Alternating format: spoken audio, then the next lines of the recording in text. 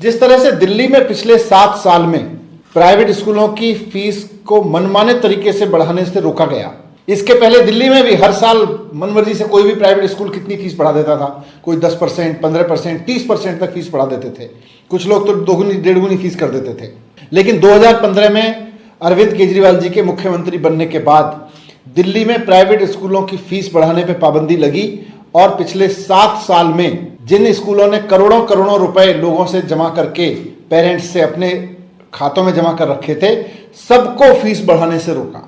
किसी को फीस नहीं बढ़ाने दी। और फिर सिस्टम ये बना दिया कि जिस स्कूल को फीस बढ़ानी है वो सरकार से परमिशन मांगेगा। सरकार उसके खाते चेक करेगी, उसके पास पैसा है कि नहीं है, उसको वास्तव में फीस बढ़ाने की जरूरत है, उसको सैलरी देने के लिए फीस बढ़ाने की जरूरत है क्या, ये सारे खाते चेक करके उसके बाद किसी स्कूल को परमिशन दी जाती है फीस बढ़ाने की। 16 मार्च को श्री भगवंत मान जी ने पंजाब के मुख्यमंत्री के रूप में शपथ ली और उसके 10 दिन के अंदर अंदर उन्होंने आदेश दिया कि पंजाब का कोई भी प्राइवेट स्कूल मन मर्जी से फीस नहीं बढ़ाएगा, पेरेंट्स को कोई दुखी नहीं करेगा। बहुत महंगाई है, लोगों की नौकरियां गई हैं। पंजाब में प्राइवेट स्कूलों की फीस बढ़ाने का रोकने का आदेश उन्होंने पास किया। दूसरी तरफ उत्तर प्रदेश में भी बीजेपी की सरकार बनी। 25 मार्च को इनकी सरकार बनी। 10 दिन के अंदर अंदर बीजेपी की सरकार ने आदेश पारित किया कि प्राइवेट स्कूलों को फीस बढ़ाने की, पेरेंट्स को लूटने की अब खुली छूट है।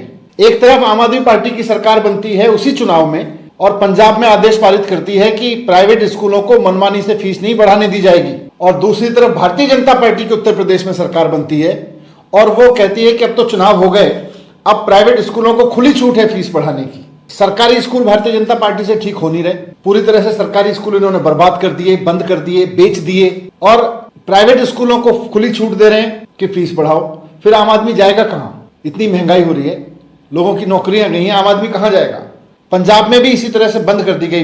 भगवंत मान जी की सरकार बनने से पहले वहां भी खुली छूट थी, कानून बना रखा था कि खुली छूट है फीस बढ़ाने की, लेकिन भगवंत मान जी ने आके उस खुली छूट को बंद किया।